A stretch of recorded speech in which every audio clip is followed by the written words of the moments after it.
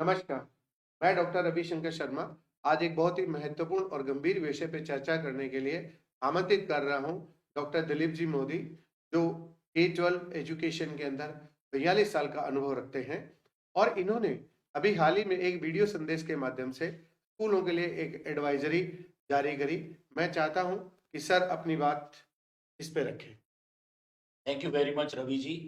अभी आपने जिस एडवाइजरी की बात करी वो हम लोगों ने पूरे देश में जितने भी हमारे स्कूल्स हैं, हमारे स्कूल संगठनों के माध्यम से वो सब तक पहुंचाई है और उसका बहुत ही पॉजिटिव और बहुत बढ़िया रिस्पॉन्स आ रहा है। सबके टेलीफोन आ रहे हैं, सबके मैसेजेस आ रहे हैं और इसको बहुत पॉजिटिव वे में लिया जा रहा है। एक शानदार माहौल बन रहा है। इसमें हकीकत ये है रवि जी की अभी पिछले दिनों में सीबीएसई बोर्ड ने 2 बार सरप्राइज इंस्पेक्शन किए पूरे देश की कई स्कूलों में। जी जी और सरप्राइज इंस्पेक्शन में कुछ स्कूलों में ऐसा पाया उन्होंने कि नॉन अटेंडिंग स्टूडेंट्स थे, जी सर। यानी कि स्कूल में नाम रजिस्टर्ड है लेकिन वो बच्चे पढ़ रहे हैं कहीं और। जी यानी विशेष करके ये पाया गया कि बच्चे कोचिंगों में पढ़ रहे हैं जी और स्कूलों में उनका फर्जी नाम लिखा हुआ है। ऐसे स्कूलों को सीबीएसई ने बहुत सीरियसली लिया और उनको डी एफिलिएट करने के ना सिर्फ नोटिस जारी किए बल्कि उनको डी एफिलिएट करने के ऑर्डर्स भी जारी कर दिए। बहुत बहुत सारे केसेस में कई जगह पे उनको डिग्रेड भी किया गया है। जी तो सर। बहुत सीरियस है इस मामले में सीबीएसई और हम इसका समर्थन भी करते हैं जी सर। क्योंकि बिल्कुल स्पष्ट है, ये एफिलिएशन बायलॉज में लिखा हुआ है और कोई भी स्कूल बच्चों को पढ़ाने के लिए है, फर्जी नाम लिखने के लिए नहीं है। और आज हो ये रहा है कि बच्चा पढ़ तो रहा है कोचिंग में जी और सर। जिस स्कूल को एफिलिएशन मान्यता मिली है, रजिस्ट्रेशन हुआ है, जी उस स्कूल में केवल उसका नाम लिखा जा रहा है। तो आप मुझे ये बताइए रवि जी, आप भी एजुकेशन में हैं, जी सर। क्या स्कूल्स इसलिए बने हैं? नहीं नहीं, स्कूल इसलिए नहीं बने सर। हाँ, तो इसलिए नहीं बने हैं और इसीलिए हमने अपने सभी स्कूल्स को ये एडवाइजरी जारी की कि आप ये बिल्कुल भी ना लें। अगर किसी ने लिया भी है तो अब भविष्य में तो बिल्कुल नहीं लेना है। हमने उनको ये कहा है कि अगर मान लीजिए किसी कारण से भूल में, किसी भी बहकावे में, किसी रीजन से अगर आपने इस साल ले भी लिया है जी तो सर। आने वाले साल में जो अभी अपना अप्रैल से शुरू हो रहा है 2025-26 सेशन, उसमें बिल्कुल भी नहीं लेना है। मैं एक चीज जानना चाहूंगा सर आपसे कि इसी विषय के संदर्भ में जो केंद्र सरकार ने 16 जनवरी 2024 को एक कोचिंग रेगुलेशन एक्ट जारी किया था, उसके बारे में थोड़ा हमें बताएं। सर, केंद्र सरकार ने कोचिंग रेगुलेशन एक्ट बनाने के लिए गाइडलाइंस जारी की थी 16 जनवरी यानी आज के दिन। और ये एडवाइजरी जारी किए हुए 1 साल पूरा हो गया। बिल्कुल। हम चाहते थे कि हम इसकी बड़ी खुशी के साथ वर्षगांठ मनाएं, एनिवर्सरी मनाएं और ये एक्ट बने सब जगह पे, फले फूले और जो रियल एजुकेशन है, स्कूल एजुकेशन है, जो कोर एजुकेशन है, जी सर। वो स्ट्रांग हो, वो फलीभूत हो, वो जो रियल एजुकेशन बच्चों को मिलना चाहिए as per the new education policy, जी सर। वो मिलने लग जाए। लेकिन अफसोस की बात है, बड़े दुख के साथ ये कहना पड़ रहा है कि आज पूरा 1 साल हो गया, सरकार ने, केंद्र सरकार ने सिर्फ गाइडलाइन जारी की थी। चूंकि एजुकेशन जो है वो कॉन्करेंट लिस्ट में है, यानी समवर्ती सूची में है संविधान की, बिल्कुल। इसलिए इसका दायित्व उन्होंने राज्य सरकारों पे सौंपा था। जी राज्य सरकारों से अपेक्षा थी कि उस पर वो रूलिंग बनाए, उसके ऊपर बाकायदा लीगल फ्रेमवर्क तैयार करें और उनको एक लीगल फ्रेमवर्क के द्वारा अपने यहां पर अपने अपने स्टेट्स में रेगुलेशंस जारी करें। तो आपका कहना है कि पिछले 1 साल में इस रेगुलेशन एक्ट के ऊपर किसी तरह का राज्य सरकारों के द्वारा कोई काम नहीं। काम तो क्या मैं बताऊं कि किसी भी राज्य ने संज्ञान तक नहीं लिया, सिर्फ राजस्थान राज्य सरकार को छोड़ करके। जी सर। राजस्थान राज्य सरकार ने इस कोचिंग रेगुलेशन एक्ट की गाइडलाइंस के आधार पर 1 जुलाई महीने में एक एक्ट भी प्रस्तावित किया है। लेकिन उससे पहले इन्होंने क्या किया, जनवरी में जब ये गाइडलाइंस आई तो फरवरी में एक डीओ, डिपार्टमेंटल ऑर्डर, शिक्षा विभाग की तरफ से इन्होंने पूरे राज्य में जारी किया सभी जिला कलेक्टर्स को कि हम इस गाइडलाइंस को पूरी तरह से अडॉप्ट कर रहे हैं और इसकी अक्षरशः पालना फील्ड में की जाए। ये उन्होंने एक ऑर्डर सभी जिला कलेक्टर को जारी कर दिया और उसके जवाब में तुरंत ही कोटा के जिला कलेक्टर, चूंकि कोटा राजस्थान का एक सबसे बड़ा कोचिंग हब है, बिल्कुल। इसलिए एक्टिव होकर के कोटा के जिला कलेक्टर ने भी तुरंत ये उसको अडॉप्ट किया और जारी कर दिया, वहां पर सभी कोचिंग इंस्टीट्यूशंस को नोटिस जारी किया, मीडिया में भी दिया, सारे हॉस्टल संचालकों को भी कहा कि हम इसकी गाइडलाइन की पालना कर रहे हैं और जो भी एक्टिविटीज आप कर रहे हो इसके विरुद्ध उनको बंद कर दिया जाए। यहां तक तो सब कुछ ठीक था। उसके बाद सब कुछ शांत हो गया। अफसोस की बात है कि उस पर कोई एक्शन नहीं हुआ, फील्ड में कोई काम नहीं हुआ, फील्ड में उस पर कोई भी कार्रवाई हुई नहीं, ना किसी ने कुछ बंद किया। हकीकत यह है कि आज कोचिंग इंस्टीट्यूशन नेक्स्ट ईयर यानी सेशन 2025-26 के लिए भी एडवांस में फीस लेकर के धड़ल्ले से एडमिशन ले रहे हैं। कोचिंग रेगुलेशन गाइडलाइन या एक्ट का कोई पालन नहीं कर रहे हैं। उसमें सुस्पष्ट लिखा हुआ है कि 10वीं तक के बच्चों को आप कोचिंग नहीं करवा सकते। सही बात, बिल्कुल उसमें लिखा है। अच्छा सही मुझे बात। ये बात बताइए रवि जी, जी सर। 10वीं तक के बच्चों को कोचिंग की क्या जरूरत है? कहीं भी कोई जरूरत फील नहीं कौन सा होती। कंपटीशन एग्जाम होता है उसमें? कोई भी कंपटीशन का एग्जाम तो नहीं है। जब कोई कंपटीशन एग्जाम नहीं होता है तो क्या स्कूल्स पढ़ाने में सक्षम नहीं है? स्कूल ही सक्षम है, क्यों स्कूलों में पढ़ाई नहीं होती? बहुत अच्छी होती है। जब स्कूलों में पढ़ाई होती है तो मुझे ये बताइए कि एक्सपर्ट कोचिंग की कहाँ जरूरत है? इसमें कौन सा कंपटीशन एग्जाम होता है? ये जो इस तरह की बातें करते हैं ना कि हम एनटीएससी और इस तरह की ओलंपियाड, क्या है ये ओलंपियाड और इस तरह की चीजों के लिए अगर तैयारी करवाना तो क्या स्कूल्स नहीं करवा सकते? मैं इसमें एक चीज आपसे और जानना चाहूंगा कि हमारी केंद्र सरकार ने 2020 के अंदर न्यू एजुकेशन पॉलिसी लागू करी। सरकार की मंशा क्या है और फील्ड में क्या हो रहा है, 20 में उन्होंने जारी की थी न्यू एजुकेशन पॉलिसी और बहुत ही खुले मन से जारी करी थी। उसके बाद में केंद्र सरकार ने जारी करी कोचिंगों के लिए एक रेगुलेशन एक्ट और गाइडलाइन जारी करी कि एजुकेशन के स्तर को किस तरह से उठाया जाए, बच्चों के मानसिक स्वास्थ्य को किस तरह से अच्छा बनाया जाए, बच्चे का रियल डेवलपमेंट बच्चे का किस तरह से हो, उस पर थोड़ा प्रकाश डालिए। सर न्यू एजुकेशन पॉलिसी जो बनी है वो कहाँ इम्प्लीमेंट होगी? स्कूल्स और कॉलेजेस जो रिकॉग्नाइज्ड एफिलिएटेड स्कूल्स हैं, न्यू एजुकेशन पॉलिसी वहाँ इफेक्टिव हो और वहाँ इम्प्लीमेंट हो सकती है। बच्चा तो वहाँ जा ही नहीं रहा है, हाँ, बच्चा बच्चा तो जा वहाँ रहा है कोचिंग इंडस्ट्री में। बिल्कुल। अब पहले तो जाता था 11th-12th में या 12th के बाद, फिर उसके बाद 9th-10th में जाने लगा। अब तो क्लास 5th और 6th क्लास से ही कोचिंग में जा रहा है बच्चा, स्कूलों में है ही नहीं। जब बच्चा स्कूल ही नहीं जा रहा है तो न्यू एजुकेशन पॉलिसी लागू कहाँ होगी, किस पर होगी? आप तो जरा ये मुझे बताइए ना कि न्यू एजुकेशन पॉलिसी को कोई नहीं मान रहा है फील्ड में। कोचिंग इंडस्ट्री ने कंप्लीटली सब चीजों को हाईजेक ओवरटेक कर लिया है और हाईजेक करने का मतलब ये है कि आपने टोटल पैरेलल में स्कूल्स चालू कर दी है बिना किसी एफिलिएशन के, बिना किसी रेगुलेशन के। और जो regulated, highly regulated affiliated registered schools हैं उनकी जगह पर आप लोगों ने फ्रीडम के साथ में एक ऐसा पैरेलल सिस्टम तैयार कर लिया है जो लीगल नहीं है, जहां पर कोई भी न्यू एजुकेशन पॉलिसी लागू नहीं होती। आप किसी एक्ट को नहीं मान रहे हो, किसी सरकार को नहीं मान रहे हो, और ऐसी कोचिंग इंडस्ट्री को सरकार रेगुलेट करने की बजाय उनको रेगुलेट भी नहीं कर रही है। तो आज हमें बड़े दुख के साथ कहना पड़ रहा है कि 1 साल बीत जाने के बाद, जो सरकार ने गाइडलाइंस जारी की थी उसके 1 साल बीत जाने के बाद जीरो काम हुआ है। उस पर किसी राज्य ने कोई भी एक्ट नहीं बनाया, कोई भी रूलिंग नहीं बनाई, कोई भी फील्ड में काम नहीं हुआ। तो हमें ऐसा लग रहा है रवि जी कि 1 साल पूरा होने पर किसी भी चीज की वर्षगांठ मनाई जाती है, यानी एनिवर्सरी मान लीजिए, खुशी मनाई जाती है कि 1 साल पूरा हो गया। लेकिन इस कोचिंग रेगुलेशन गाइडलाइन का या इसका तो हमें लग रहा है कि एनिवर्सरी या वर्षगांठ क्या, हमें तो कहना नहीं चाहिए, लेकिन रवि जी बरसी मनानी चाहिए। इसकी जो पुण्यतिथि जिसको कहते हैं ना, इसकी पुण्यतिथि मनाए, इस पर कोई काम नहीं हुआ, जीरो। तो जीरो जब काम हुआ है और इस पर जब इसका ये हश्र हो रहा है कि कोचिंग इंडस्ट्री, इसको कहीं कोई संज्ञान ही नहीं मिलती, कोई मानती ही नहीं है इस चीज। और अब हुआ ये है कि सरकार को, जिसका काम था कि कोचिंगों को रेगुलेट करे, जबकि राज्य सरकार ने आदेश तो जारी कर दिया कलेक्टर्स को, अब वो कलेक्टर्स एक्शन ही नहीं ले रहे हैं।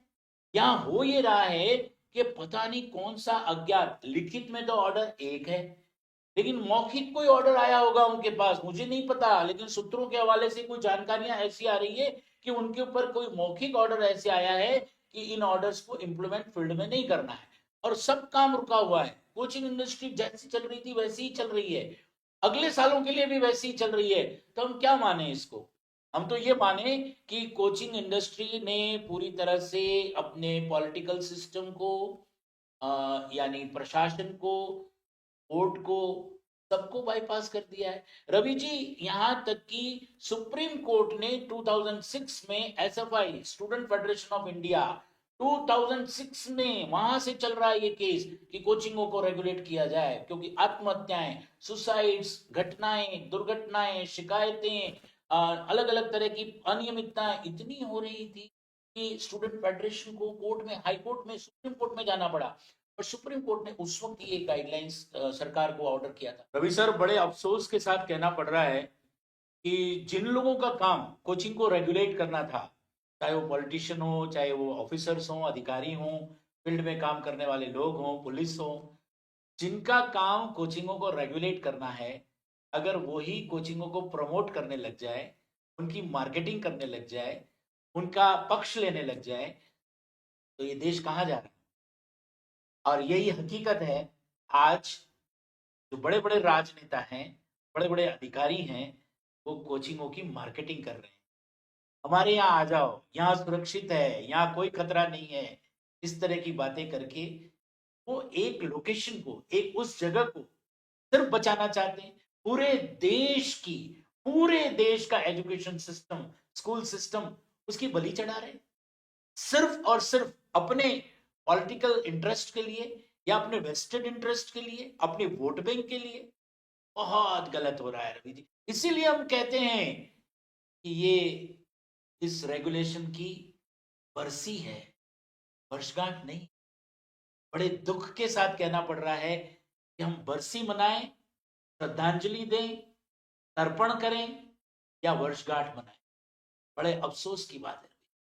आपके विचार बहुत ही सही है सर, क्योंकि आपने इसको जिया है और पिछले 42 सालों से जिस एजुकेशन को आपने फलीभूत होते देखा, आज जब उसका गला घोटा जा रहा है, तब आपके शब्द और आपकी जो सोच है वो इस बारे में बिल्कुल सही है। और हम सोच रहे हैं इसमें रवि जी मैं एक बात बताऊं कि स्कूल्स का भी दोष है। स्कूल्स ने भी पूरी तरह से वॉकओवर दे दिया, खुला मैदान दे दिया, सरेंडर कर दिया कोचिंग्स के सामने। अपनी मान सम्मान प्रतिष्ठा, अपने अधिकारों के प्रति जागरूक नहीं है।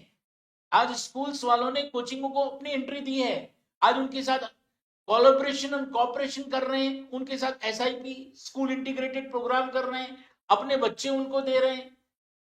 आप जब खुद वॉकओवर दे रहे हो तो कंपटीटर तो जीतेगा ही ना। सामने आपकी स्ट्रॉन्ग लॉबी है, एक बहुत बड़ी लॉबी है, उसके सामने आपको सरेंडर नहीं करना है। इट्स अ गेम, गेम में बने रहना है आपको। और उस गेम से बाहर निकल करके आपने उनको वॉकओवर दे दिया। ये स्कूल्स वालों का दोष है। मैं कहता हूं एक झटके में सिर्फ और सिर्फ स्कूल्स वाले मिल करके ये फैसला करें कि इस बार तो नो डमी, हम किसी भी बच्चे का डमी एडमिशन नहीं लेंगे। जब बच्चा 12th तक है तो स्कूल में आएगा, स्कूल में पढ़ेगा, नो डमी एडमिशन।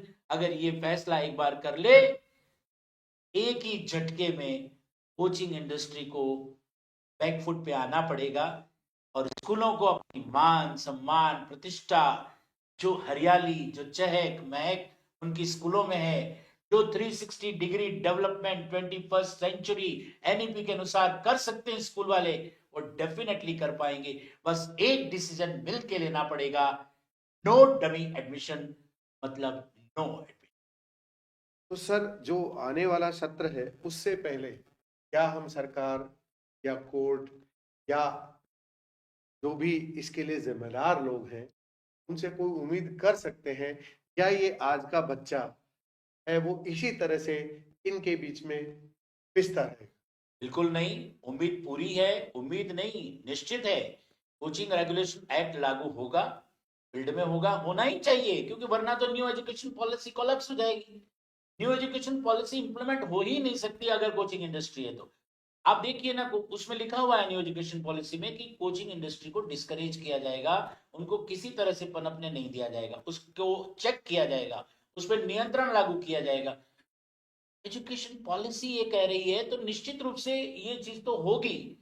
ठीक है, कहीं सरकारी सिस्टम में थोड़ा देर जरूर हो जाती है। अब सरकार ने जब गाइडलाइंस जारी की है तो पेरेंट्स भी अवेयर हो रहे हैं। अब निश्चित रूप से पेरेंट्स में अवेयरनेस आ रही है, स्कूलों में अवेयरनेस आ रही है, स्कूल्स भी अब अपने अधिकार समझ रहे हैं। उनको लग रहा है कि कोचिंग इंडस्ट्री उनकी जगह उनको शेडो कर रही है, उनके ऊपर ओवरलैप कर रही है। तब स्कूल्स वाले भी जागरूक हो रहे हैं। डमी एडमिशन लेना तो अब की बार बिल्कुल बंद कर रहे हैं। हमने अपनी सभी संगठनों के माध्यम से बार बार निवेदन किया है और करेंगे। और इतना ही नहीं, निवेदन तो पहले तो निवेदन होता है, पेरेंट्स को समझाएंगे, काउंसलिंग करेंगे, स्कूलों को समझाएंगे। फिर भी अगर वो नहीं माने तो फिर खुल के हमें लोकतांत्रिक तरीके से और एक लीगल वे में बाकायदा उनकी लीगल सिस्टम में हमें शिकायतें करनी होगी। हम आरटीई लगाएंगे, हम धरना प्रदर्शन करेंगे, हम डेमोन्स्ट्रेशंस करेंगे, छोड़ेंगे नहीं। अभी जी हम निश्चित रूप से निराश नहीं है, क्योंकि हम सब मिल करके, हम लोग स्कूल एजुकेशन में हैं, जी सर। हमारा कोर काम है स्कूल एजुकेशन।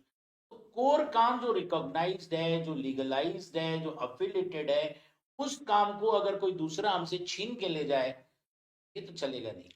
मैं एक चीज और पूछना चाहता हूँ सर आपसे कि सीबीएसई के अनुसार और न्यू एजुकेशन पॉलिसी के अनुसार एक जो बच्चा होता है उसका फिजिकल डेवलपमेंट होता है, उसका मेंटल डेवलपमेंट होता है, उसका सोशल डेवलपमेंट होता है, उसका साइकोलॉजिकल डेवलपमेंट होता है, उसको कितनी तरह की एक्सपीरियंस लर्निंग की आवश्यकता रहती है। क्या इस कोचिंग के द्वारा कभी भी ये गोल कोई स्टूडेंट अचीव कर पाएगा? रवि जी, ये बाकी के गोल की तो छोड़िए, स्पोर्ट्स की, को करिकुलर एक्टिविटीज की, डेवलपमेंट की, ये सब बातें तो छोड़िए। कोचिंग में बच्चा सिर्फ 3 सब्जेक्ट पढ़ता है, कोई लैंग्वेज नहीं पढ़ता। लैंग्वेज तो छोड़िए, 3 सब्जेक्ट जो पढ़ता है उसका भी केवल ऑब्जेक्टिव लर्निंग करता है, उसमें डिस्क्रिप्टिव लिख नहीं पाता है बच्चा। बच्चा 3-3 4-4 साल तक कोचिंगों में जब कंपटीशन एग्जाम की तैयारी करता है, वो पढ़ना भूल जाता है, लिखना भूल जाता है, उसकी राइटिंग स्किल्स खत्म हो जाती है। प्रैक्टिकल तो लैब में जाता ही नहीं बच्चा।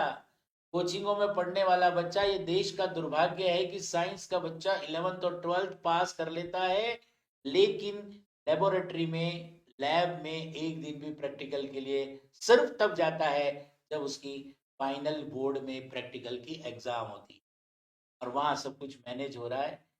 मैनेज का मतलब आप समझ सकते हैं कि मैनेज हो रहा है, और इस तरह से ये देश की शिक्षा व्यवस्था चल रही है। कहाँ आप बात कर रहे हैं, ये पूरा का पूरा हमारा देखने जाओ तो एजुकेशन सिस्टम पटरी से उतर चुका है। इसको अगर पटरी पे लाना है, कोचिंग इंडस्ट्री को बिल्कुल स्ट्रिक्टली स्ट्रिक्टली मतलब बिल्कुल कड़ाई से तो चेक लगाना होगा, रेगुलेट करना होगा, इनको कंट्रोल करना होगा। और जो कंट्रोल्ड और जो एफिलेटेड ऑलरेडी जो स्कूल्स हैं, उनका मान सम्मान प्रतिष्ठा और उनको दिलानी होगी।